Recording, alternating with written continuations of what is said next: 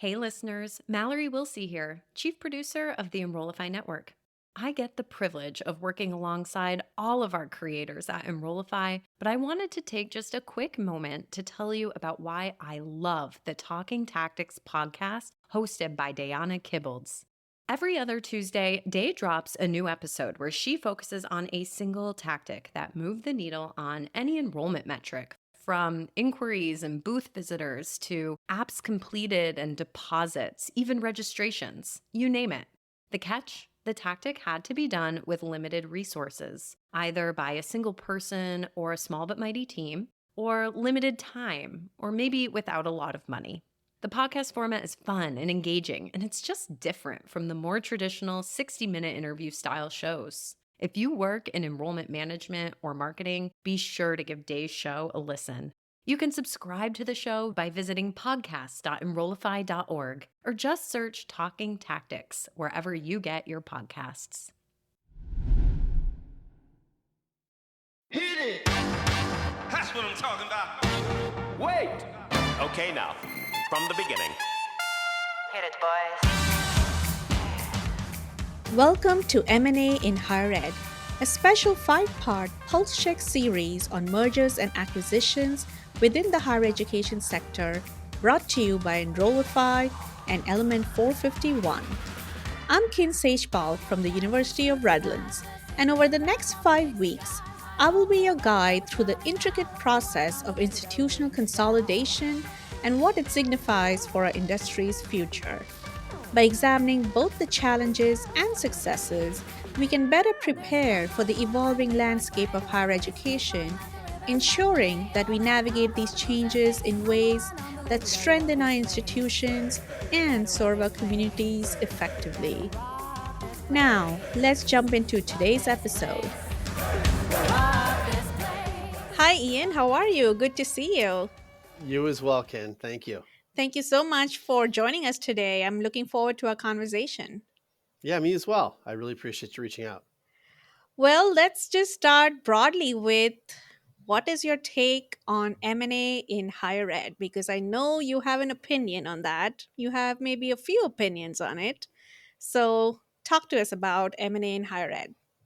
I think, first of all, much of it is grounded on the work that I used to do before my current role, and that is predicated on enrollments and the realities that many institutions are facing from changes in microeconomic behavior, students looking and doing different things than maybe they did before the pandemic, and then obviously demographic and macroeconomic changes. And so whenever there's questioning in terms of how do you meet payroll, or how do you invest in the things that you believe were either currently in demand or at one time in demand, you think about alternatives to live another day or live another week, or kind of figure out a way to keep board members happy and the community happy. And obviously merging with another organization is a way to keep to reimagine what the expense reality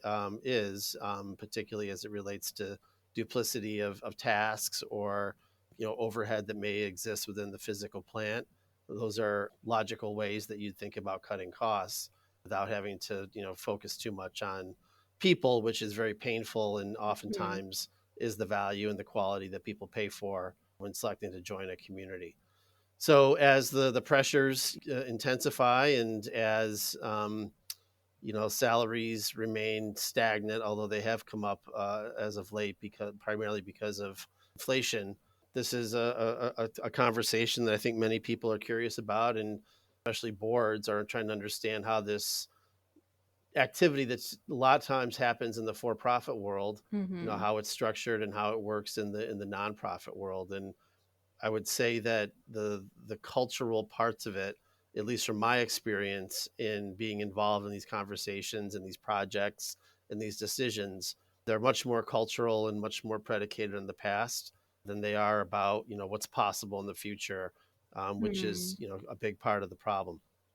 Before we go any further, you referenced your experience in M&A. So for listeners who are not familiar with your background, can you talk a little bit about your current and past roles and specifically as it relates to M&A work?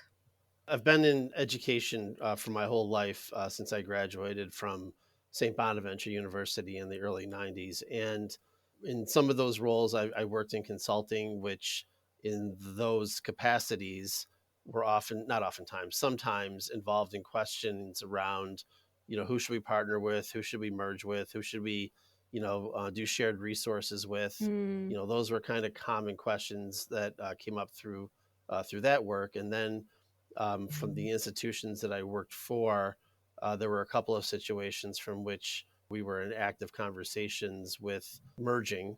So I have some experience on both sides of the desk from that.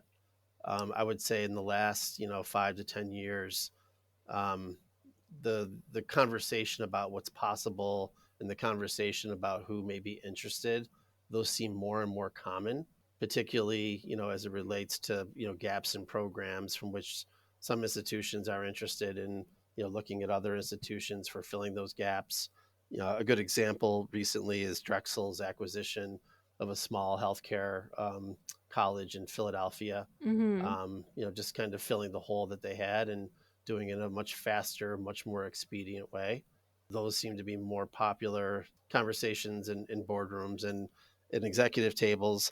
And then, there's situations from which there's a geographical bond where there's a school that is relatively close to where another institution may be, and they're struggling. And so there's conversations that happen either at the board level or at the executive level. And they sometimes they die quickly, and other times they kind of take on a life of their own in terms of due diligence and doing research and figuring out where the pieces may fit. I think my observation is from my exposure to this is that oftentimes the conversations around are really focused around 1+1 equaling 2, rather than 1+1 equaling something completely different.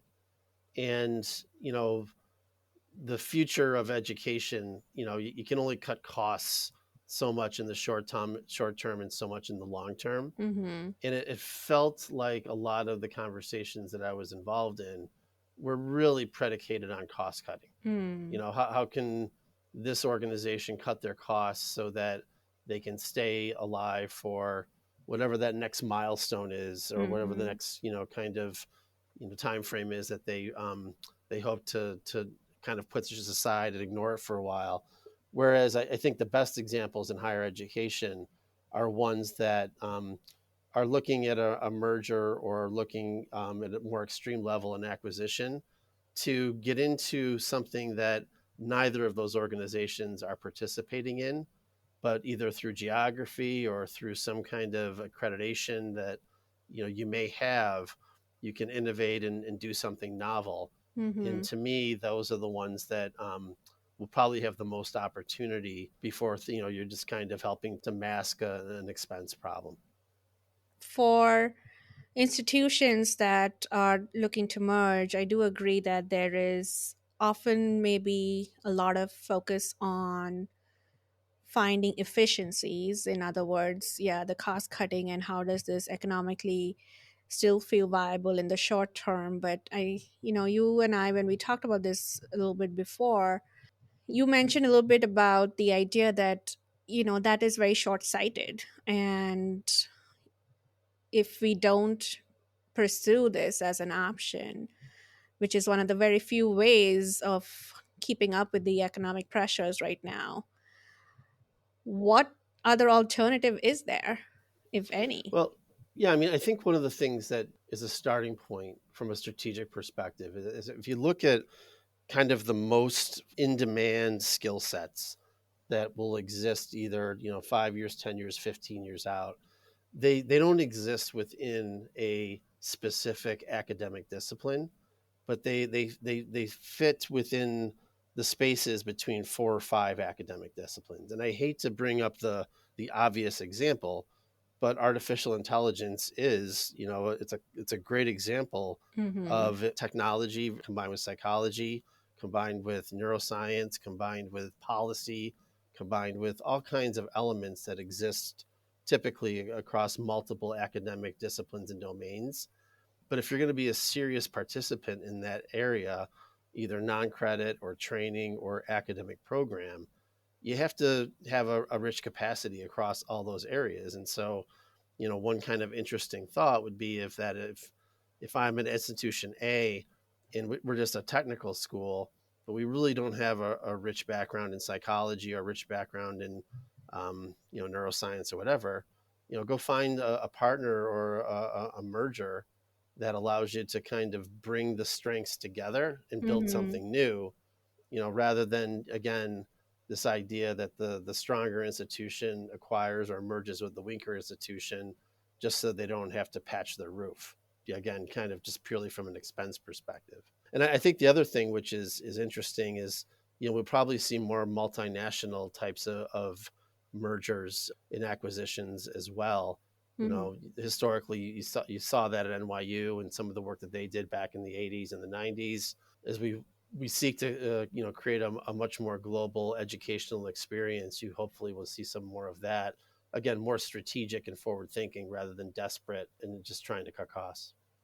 So, going back a little bit into those examples that you briefly alluded to before, you said sometimes mergers don't pan out. And I know that a couple of the mergers that you were involved in didn't quite make it all the way through.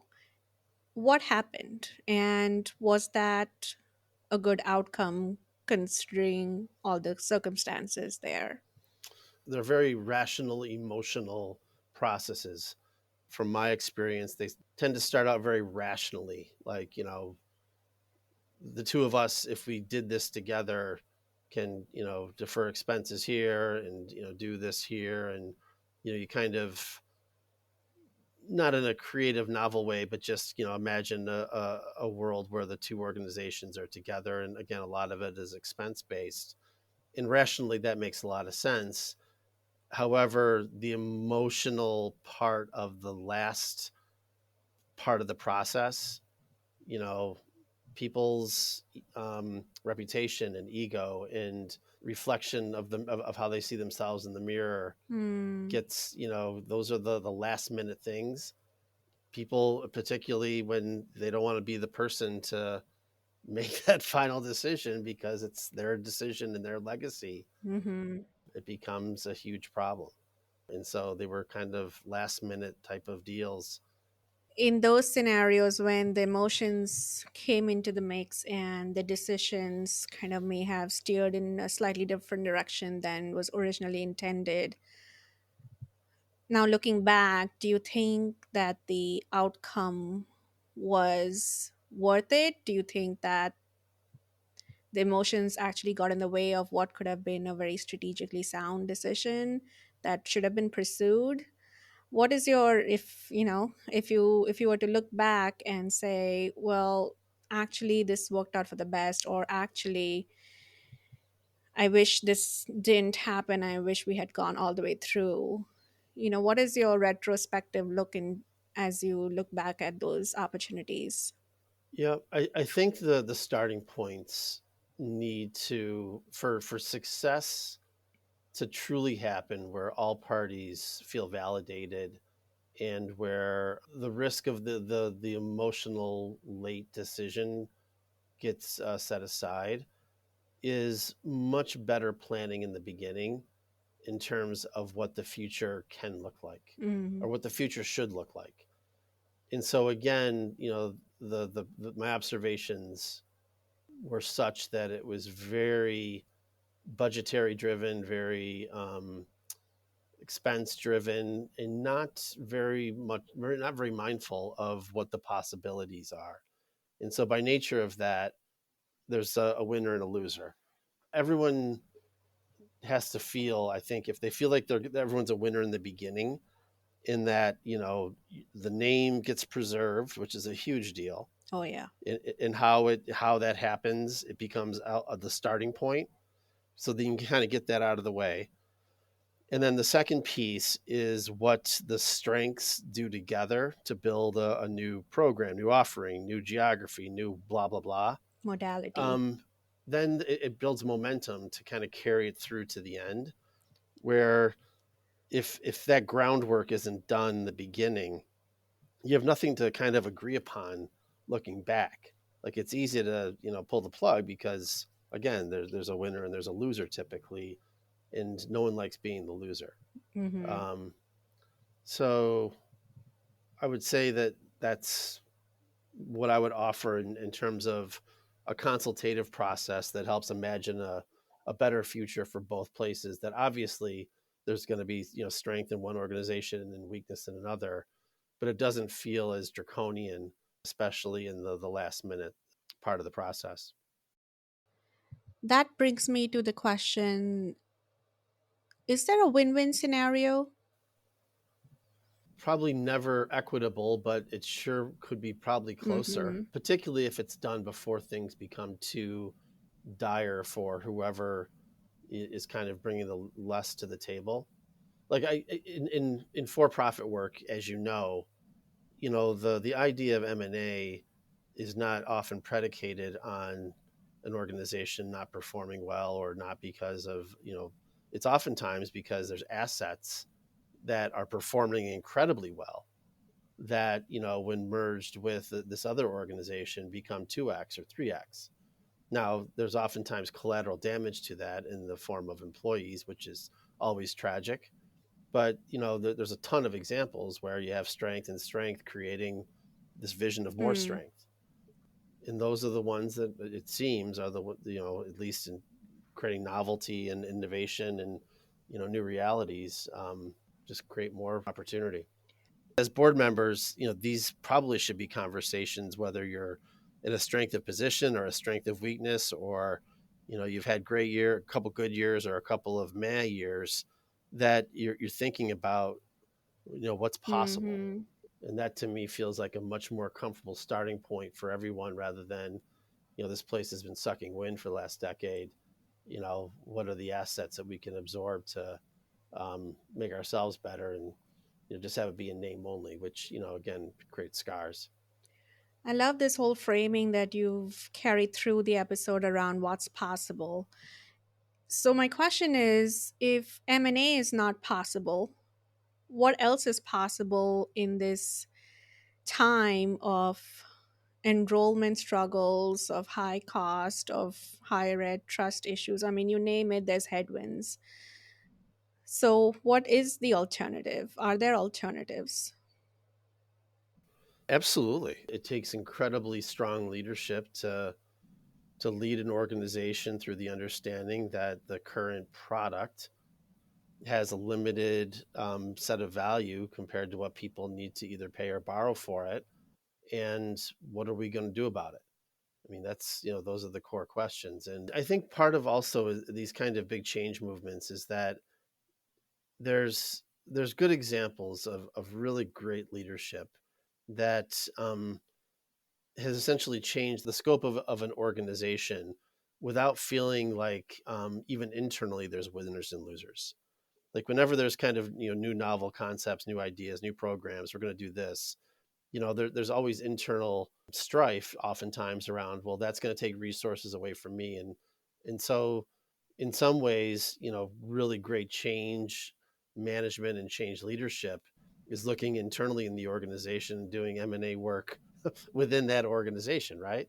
Like, so putting two programs under the same roof to build novelty, whether it's different modalities or different short credential type work. I mean, there's a lot of demand for training, there's a lot of demand for education, and there's a lot of talented faculty and a ton of valuable curricula. The challenge is that it's just not oftentimes packaged appropriately, A, for the market, or B, for the standards of Title IV funding.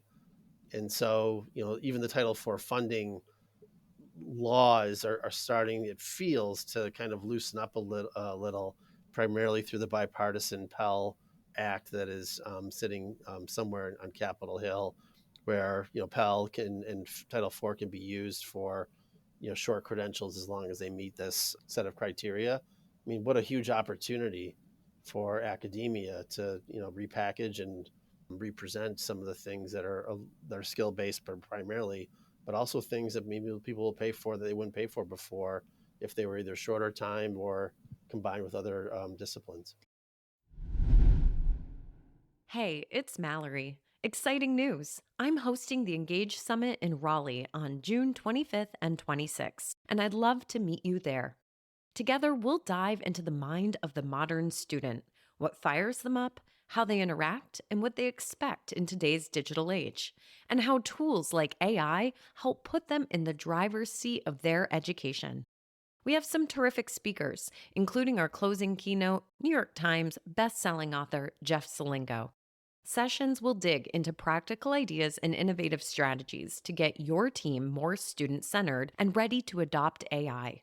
And many of your favorite Enrollify hosts are presenting too, like Jamie Hunt, Jenny Lee Fowler, and Brian Gross.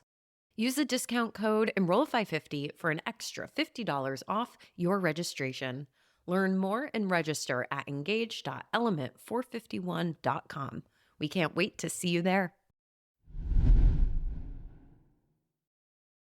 And Ian didn't pay me to say this, but that's exactly what he has done.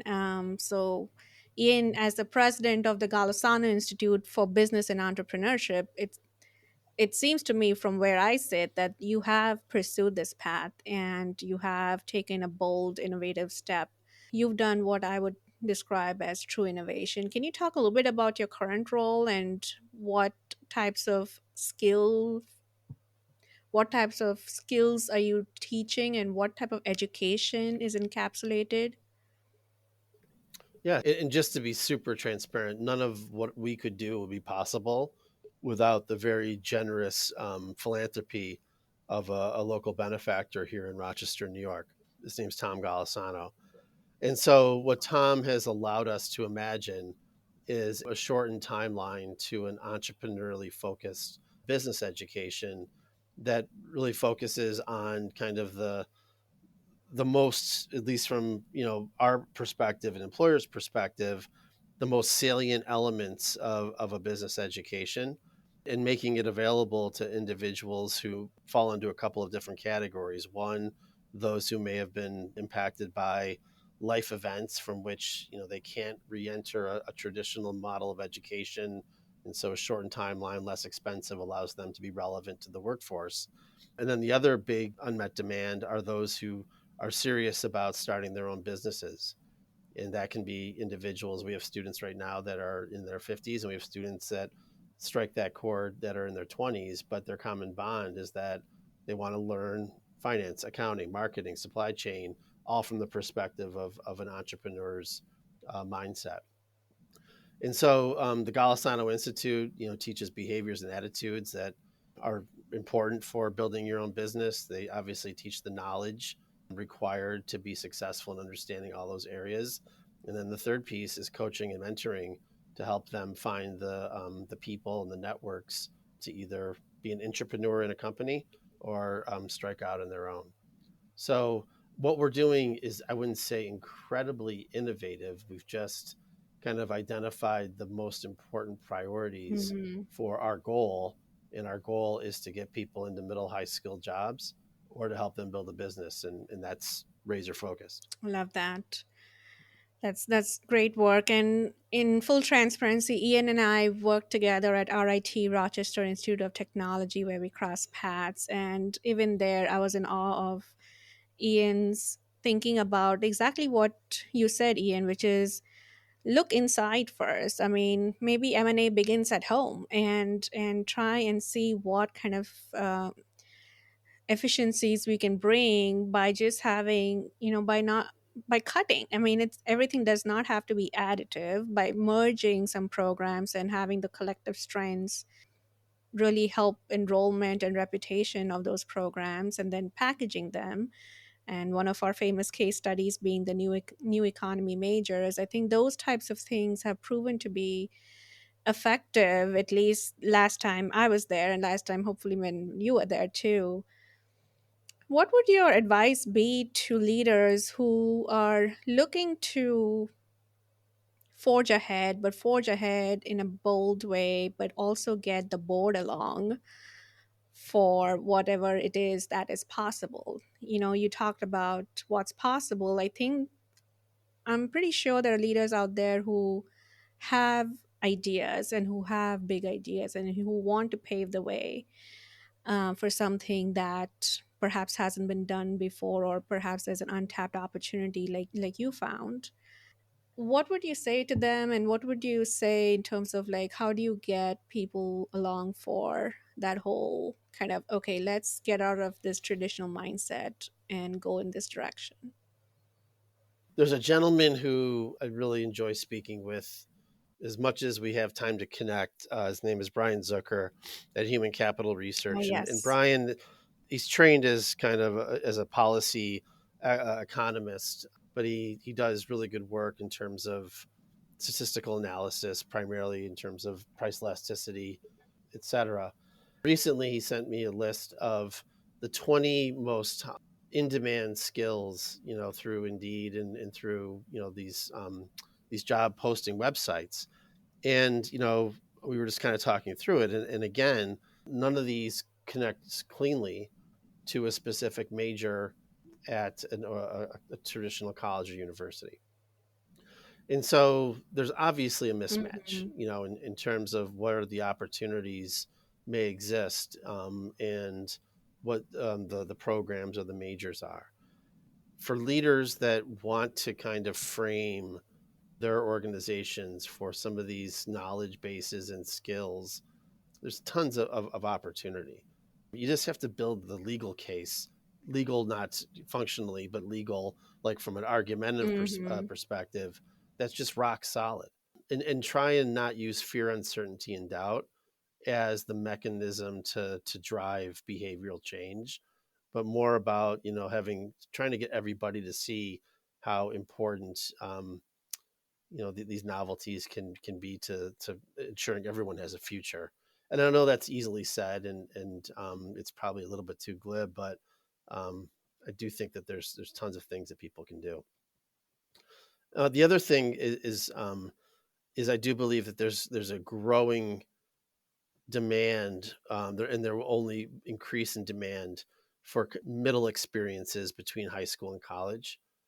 I think that many of us, as we work and engage with traditionally aged students, that many of them would benefit from some kind of a middle experience between high school and college.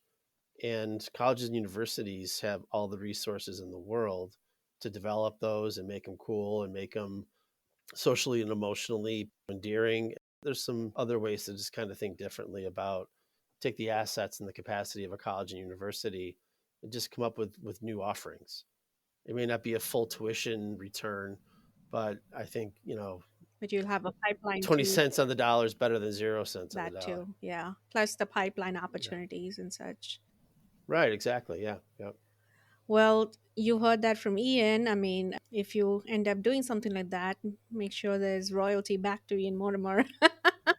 No, no, no, please. No, those are very Everyone's ideas come from other people. So no, those are all fascinating thoughts, and I feel like those could be topics unto themselves. But if you had a crystal ball and you were to think about the future of higher education and the future of M&A in higher education, what do you see coming down the road?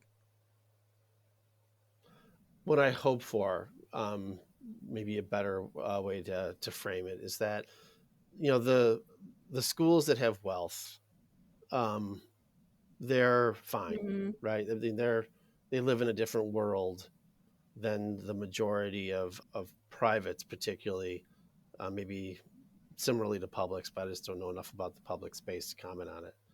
I'm hoping that there's a group or an organization that just gets really, really good at helping boards and leaders evaluate possibilities Hmm. that, again, are less draconian and more about, well, if you work, more closely with this organization and combine and do this program, then, this is a potential possibility. And allowing third parties to facilitate, negotiate, and these third parties get really, really good at it. And not to make, gobs of money per se, but to help sustain, what may be left at three or four institutions of learning, and help them find, a kind of a new world together, but with arbitration and with facilitation, and before it's too Yeah. late. I think whoever can do that is going to find a lot of work over the next 20, 30 years.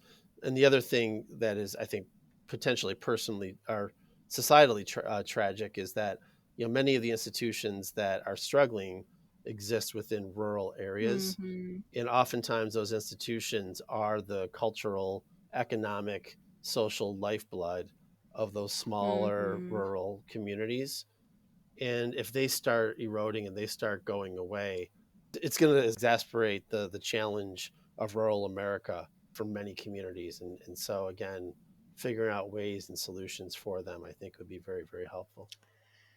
Those are great thoughts and something I can totally endorse and support. Then how do we make sure that some of those institutions that are maybe not wealthy but serve an important mission and are true to that mission, that they can retain that integrity and their existence in a way that continues to impact their both internal but also their community around them.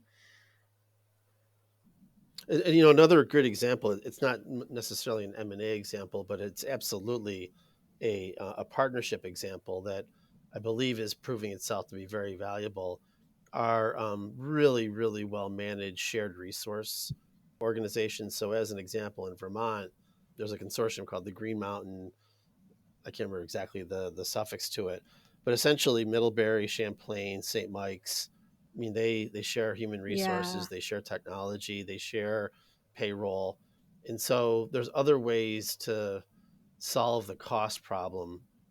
And you could imagine a world where these kind of, shared resource programs, as they build muscle memory and they're working together, because there's trust and there's kind of a sense of comfort of working with each other, then balloon into, things that, become much more proactive and thinking about the future, rather than just kind of shared administrative structures. Yeah, I read about that. That is interesting. And I'm surprised we don't see more case studies of those types of efficiencies and finding some central administrative operations so that the different institutions can focus on their core academic strengths.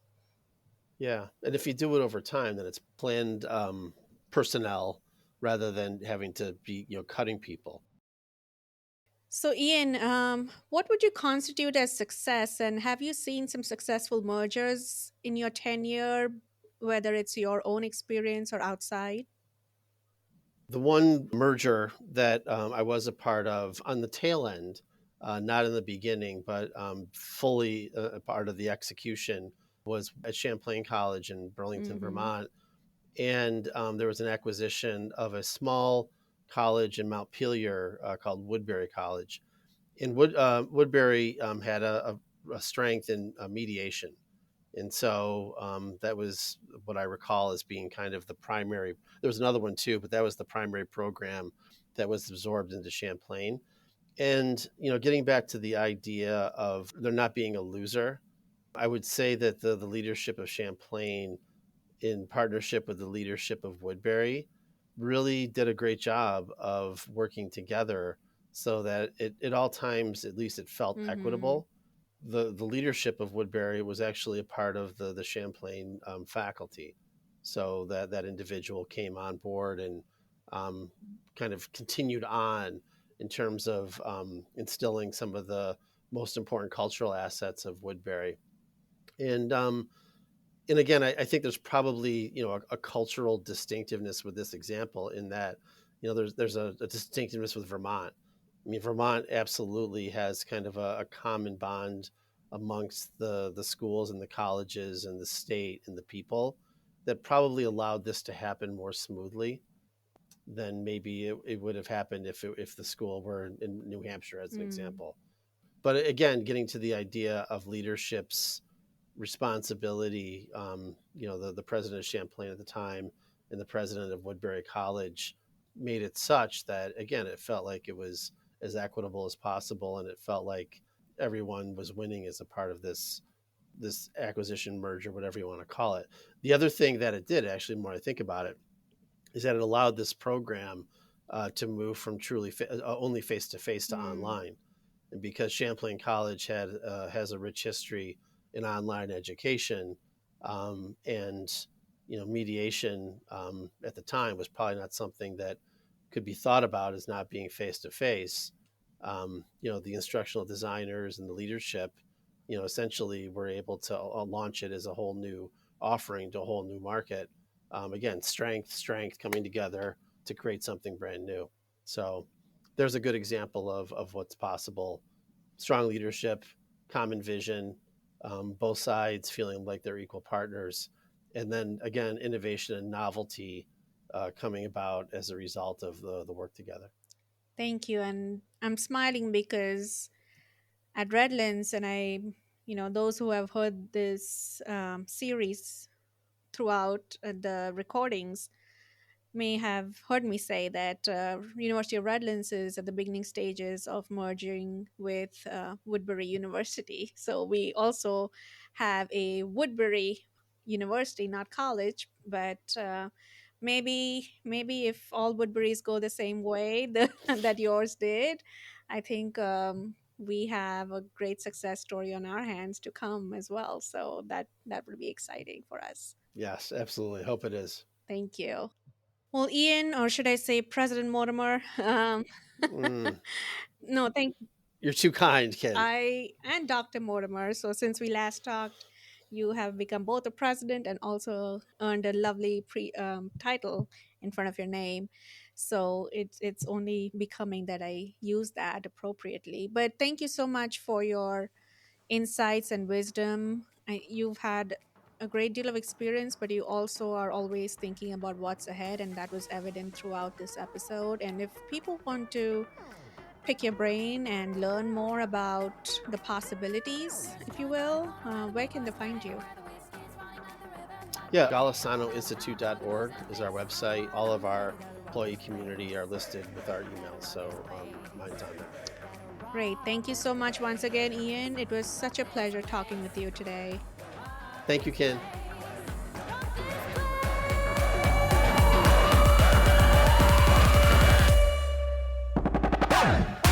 This Pulse Check mini-series has been brought to you by Pathify. Gone are the days of clunky interfaces, disjointed systems, and massive, unhelpful link farms. Centralize all your systems with Pathify so that students see the information that matters to them in a digital experience that actually makes sense. From prospective students through alumni, it's about time the student experience started looking and acting like a consumer app from this century. Visit pathify.com for more. Enrollify is made possible by Element 451, the next generation AI student engagement platform helping institutions create meaningful and personalized interactions with students. Learn more at element451.com.